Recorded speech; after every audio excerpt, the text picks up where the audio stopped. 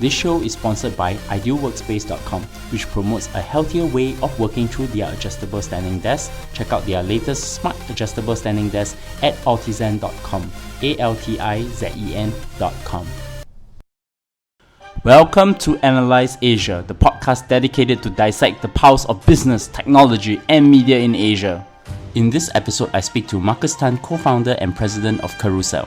We discuss the vision, mission, and business of the mobile marketplace funded by Rakuten Ventures and Sequoia Capital, and the lessons learned in scaling from a startup in Singapore to a regional company in Asia. Hi, Marcus. Hi, Bernard. How are you doing? I'm great. It's been good to catch you during the Singapore Computer Society lunch, where your company has just won one of the best tech workplace to work in Singapore, right? Yes, great meeting you again. Guess who I'm talking to? Today I'm actually sitting during lunchtime in the Carousell HQ. I'm talking to Marcus Tan, co-founder and president of Carousell. So it's a very interesting startup. It's a mobile marketplace, and we'll talk about that as we go. But I want to start off by getting to know you better, Marcus. How did you start your career? Yeah, I started in 5 years now doing Carousell. So I did a short stint at Oracle as a consultant just after graduation from the National University of Singapore. Didn't really enjoy what I was doing. Positive impact on the world was something not exciting, and something that I've been in touch with my current co-founder, Siu Wei. So we have been classmates since Ngee Ann Polytechnic days. We went to NUS together, and also I introduced him to the NUS Overseas College Program. That was where we fell in love with tech. We spent a year in the Silicon Valley Bay Area. We met like-minded founders back then, entrepreneurs, and seeing how they use technology to solve problems at scale. So when we came back, we were looking for a problem to solve while I was actually still at Oracle. But nothing really caught up until we were, hey, why wasn't buying and selling simpler, right? I used to use forums and online classified sites to sell my camera gear. So I'm a avid photographer. I love to take photos. I used to trade lenses on those forums, especially second-hand lenses, because the price trading or buying and selling is always fixed in the second-hand market. And it was just a painful process to sell those camera gear. So let me just quickly walk you through. To sell something, you need to take your camera, you need to take a photo of it, you need to take out the SD card, upload it on a web hosting site, embed the link on some web hosting platform, and then embed the link onto the forums. And the worst part of it wasn't the best experience browsing forum content on a mobile phone. So why there something simple? So that was the early hypothesis. Why wasn't there a mobile interface UX experience where people can just snap, list, sell, and list their item for sale? And buying is as simple as sending a text message. So that was the early days of how came out the idea. And 5 years in, we're still working on it. I'm very excited to actually expand to more markets and so forth. Before we get to Carousell, I wanted to know, in your career journey so far, you started off with Oracle and then you go and run your own startup. What are the interesting career lessons that you can share with my audience? Yeah, so when I was at Oracle, I worked a lot on the consulting and sales side. So working with systems integrator and partners to deliver solutions. One of the things that I wanted to do was having deep impact, right, to consumers. Something that I experienced it while working in the Silicon Valley as an internship, part of the exchange program. And that's something that I was trying to look for, something impactful and meaningful. And nothing came about until me, Sirei, connected to it. And he connected to our other co-founder, Lucas, which was his roommate in the same program they're in. So we just came together, and that was how we got started. It was a great learning point to be in the workforce I was doing the Oracle consulting for about close to 8 months. It was a good experience figuring out what I really enjoyed doing and what I wanted to do and what I wanted to focus on. And that was more towards consumer tech rather than enterprise tech in Oracle. But all the roots all came about in the year in the Silicon Valley. That's pretty interesting. So do you find that the time you spent in Silicon Valley was actually fruitful because you get to interact with the networks there and also with the people and the way how they interact with startups, etc.? Absolutely. I would say it was life-changing. Prior to that, being in the business school in National University of Singapore, the typical business school student would be thinking about, hey, how do you optimize your curriculum? Going to maybe a management consulting path or finance path or FMCG marketing path, right? So people are just year one line up internships to optimize for that, right? They either go investment banking, they take a stint in some FMCG, PNG, and then after that they move off of that. That changed when after spending a year in the Valley, where you take classes at Stanford. One of my guest lecturers was Reid Hoffman, who is the partner at Greylock right now, and he started LinkedIn. Having him as a guest lecturer actually also was eye-opening, right? Where people share passionately about how technology, how networks can actually improve people's lives. That's one anecdote I took away from. Also, in that company that I interned at, there were also other college students from Ivy League schools, and that really exposed to thinking hey, these people are no different from us, right? They're just there because they're passionate about learning things, using technology to solve problems. And when we came back to Singapore, it was kind of a responsibility to do something, right? To start, why isn't there this ecosystem also in Singapore? So it's something that me, Siri, Lucas, and I just something that we are also passionate about. How can we foster this ecosystem? So now we come to the main topic, your company Carousell. So to give a quick introduction, how I understood it, and please correct me if I'm wrong. So Carousell is a mobile and online consumer marketplace for buying and selling of new and second-hand goods. It's headquartered in Singapore, founded by Craig Surrey, Lucas Noy, and yourself. You are currently the president of Carousell.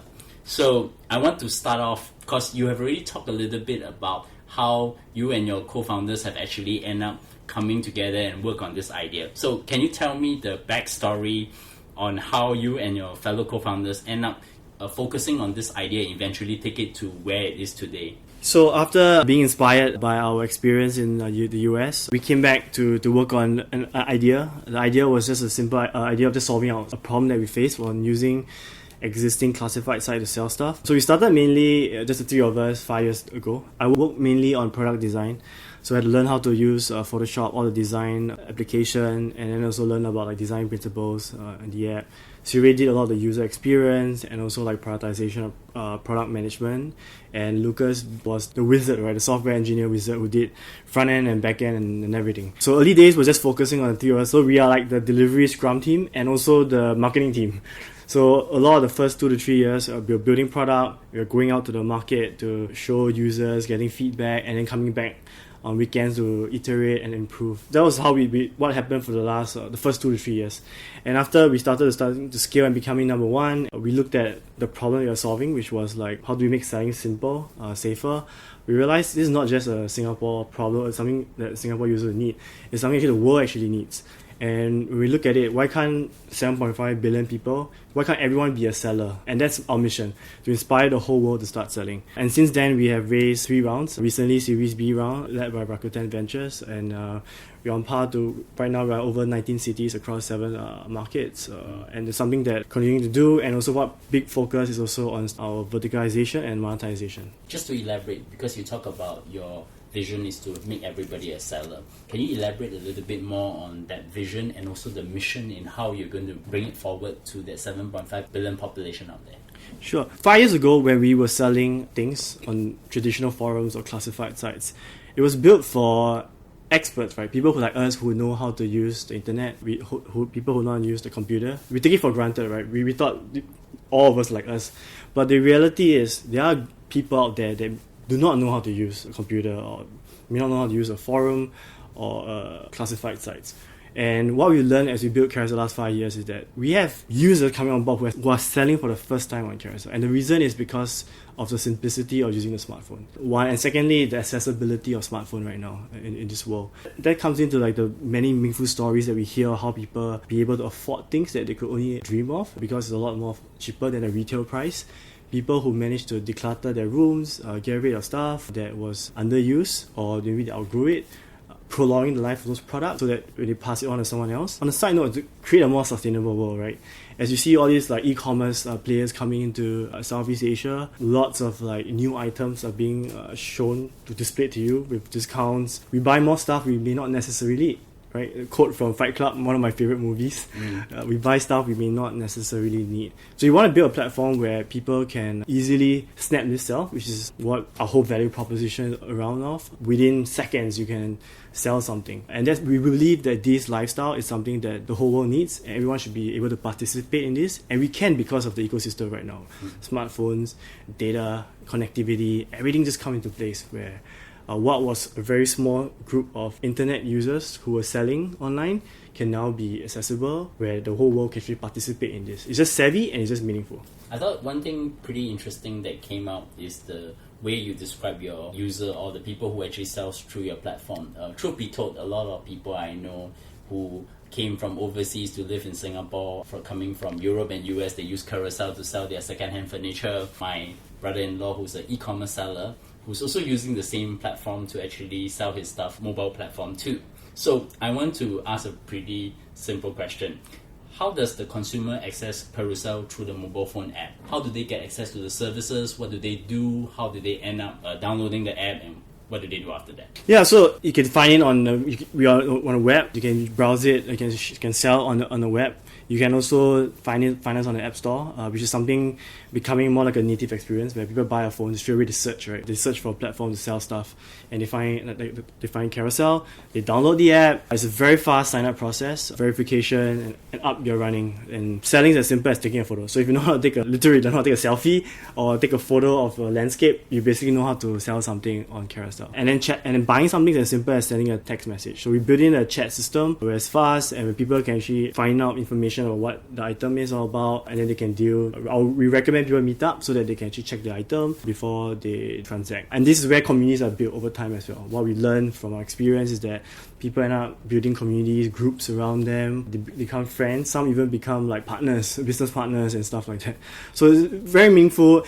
And it's because of the simple process that we have, right? Our design philosophy is selling as simple as taking a photo and buying as simple as messaging. So if you know how to use Line, WeChat or SMS, you basically know how to browse and buy a shop on Carousell. It's interesting when you're giving me a tour in the office and you name your rooms after the sales that were done by some of your sellers, which is actually pretty interesting. I want to zoom in a little bit more. How does buyers and sellers use Carousell as a marketplace? And what are the interesting services that Carousell have placed to better help the sellers? Because you talk about like giving them the security, giving them the comfort to do it. Sure. So for myself, when I was a frequent forum user on ClubSnap, which is the photography platform that I used a lot frequently to buy and sell my camera gear, it was a platform where you had to figure out how to actually deal sometimes, and also the browsing experience wasn't great. You don't know who you're actually dealing with.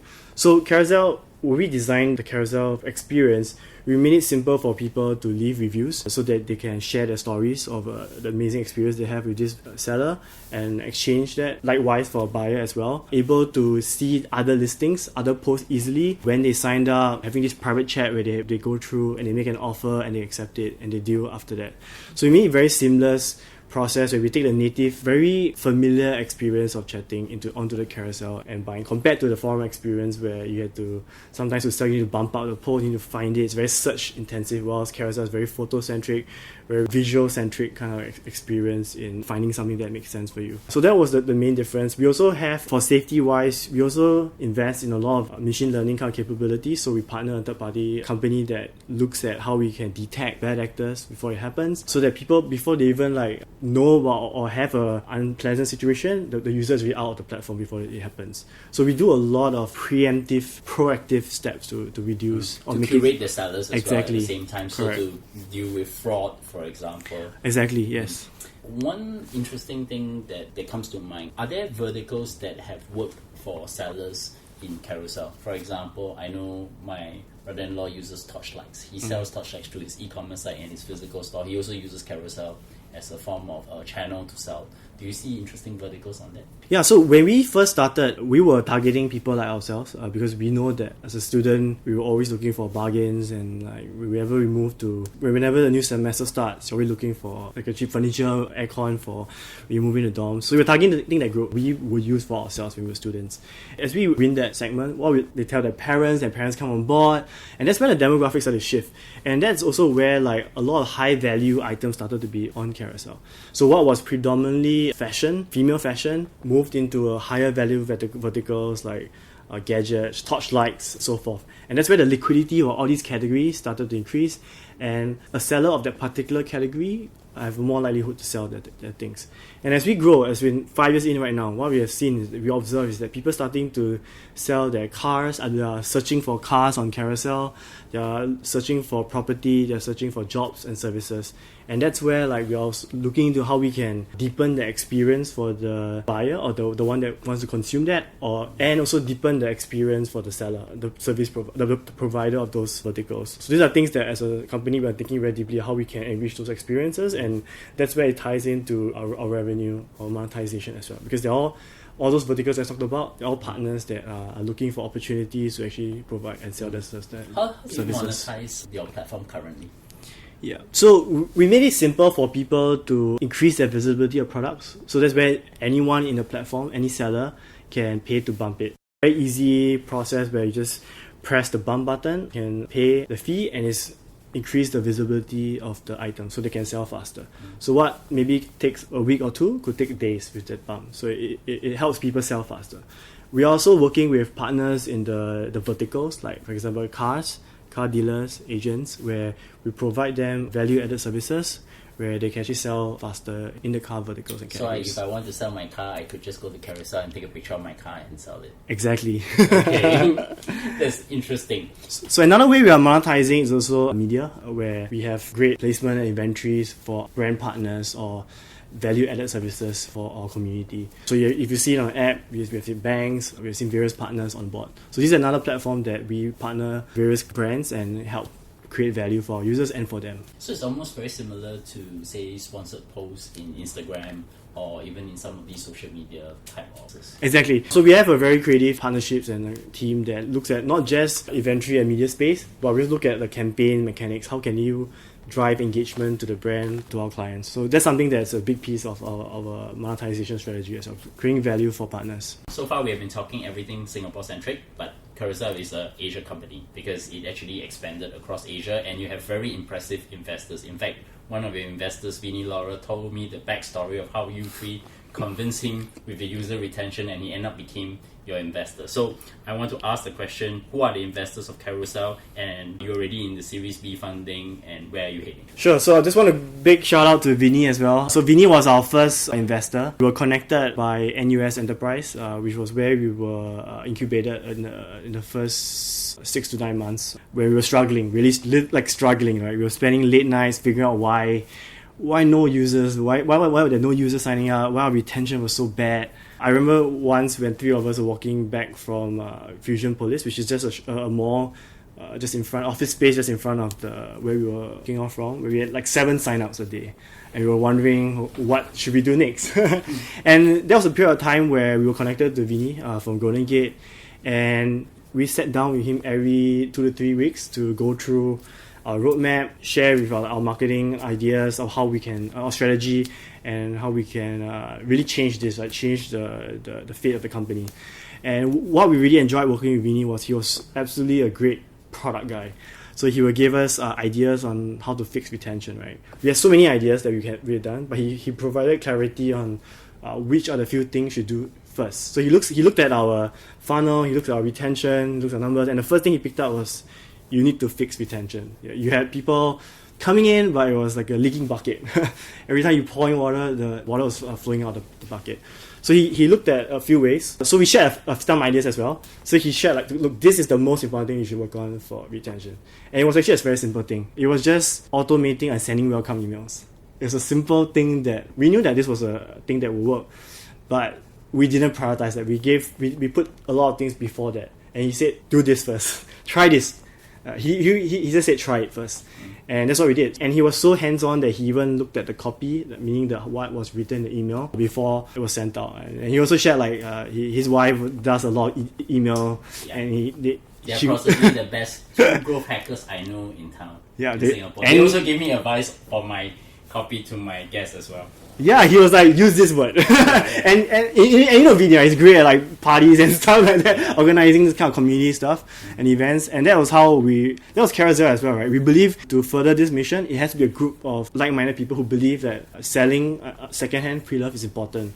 And so that's what we did. We sat down with him, we worked with him week to week, month to month, and he actually saw us growing. Like he saw a lot of the ideas we were trying, executing well, becoming eventful and fruitful.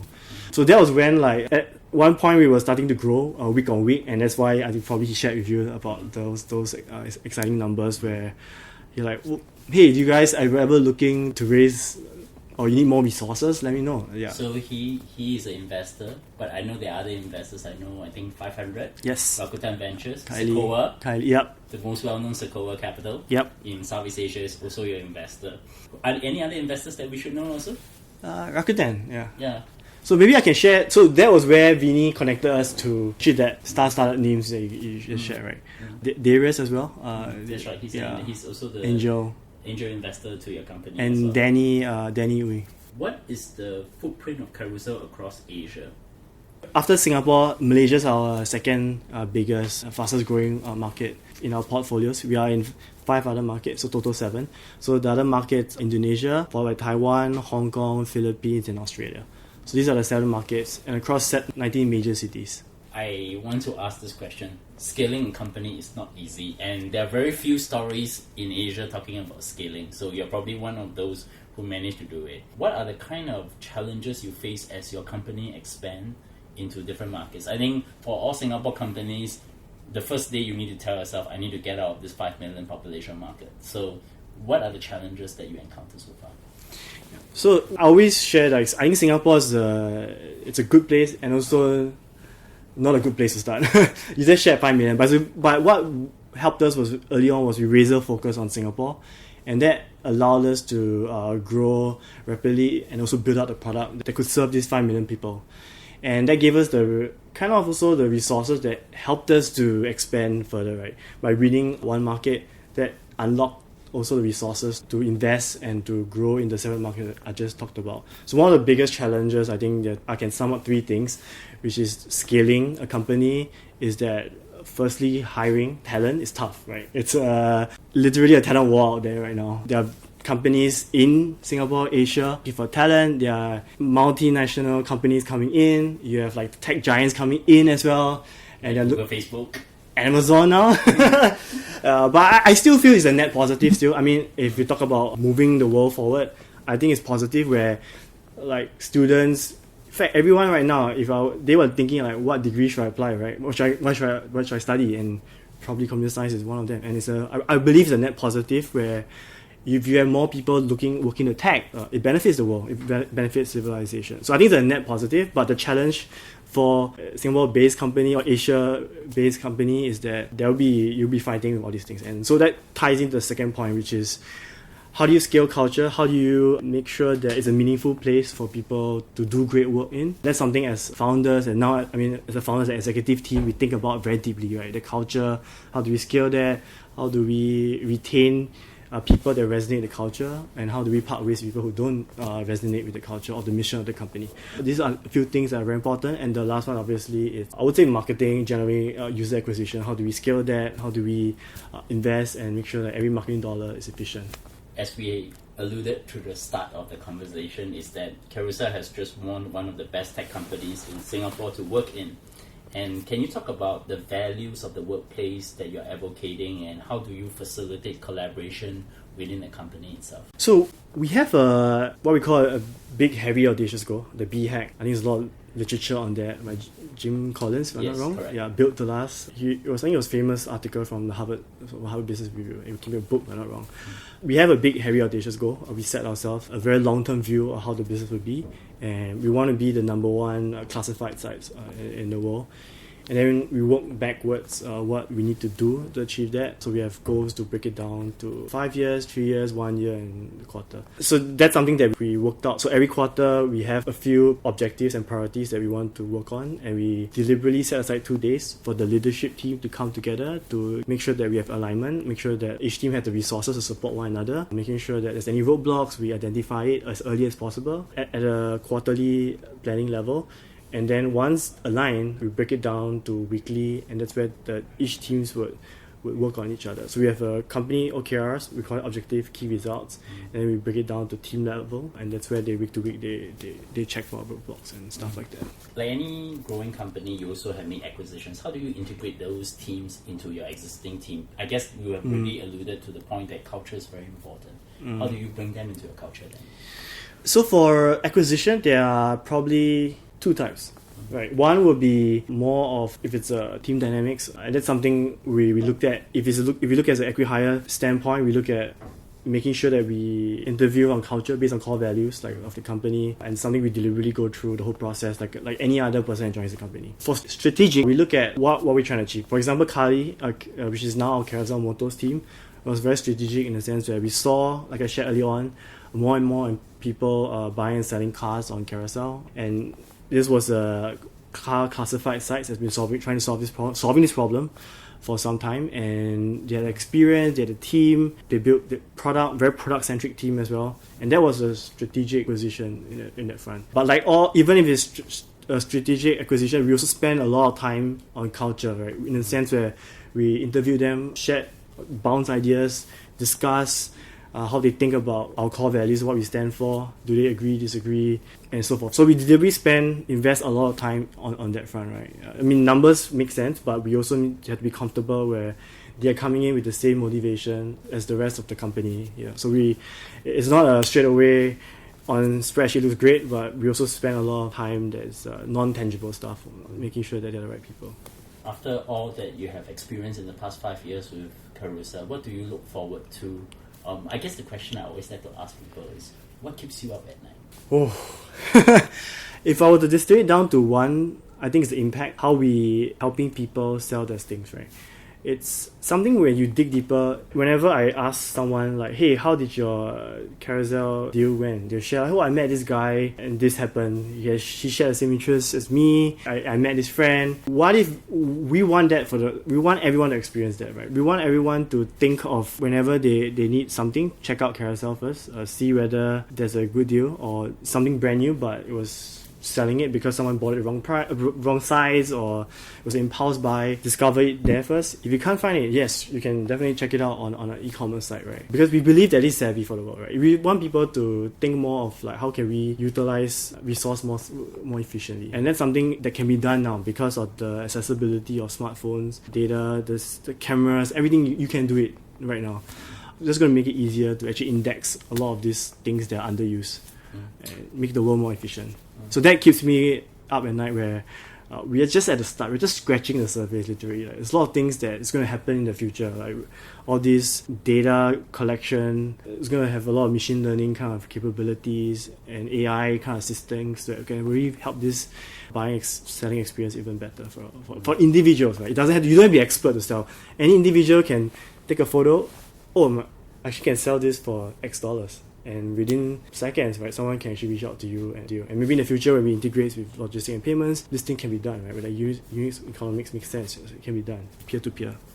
Yeah, so it's many things that keeps me going, right? So thank you so much for coming on my show, and I'm glad we actually caught up during that lunch there. But there will be two things I have to ask. The first thing is, do you have a recommendation of a book, movie, podcast, or something that you have recently encountered that's interesting to you? Oh, book.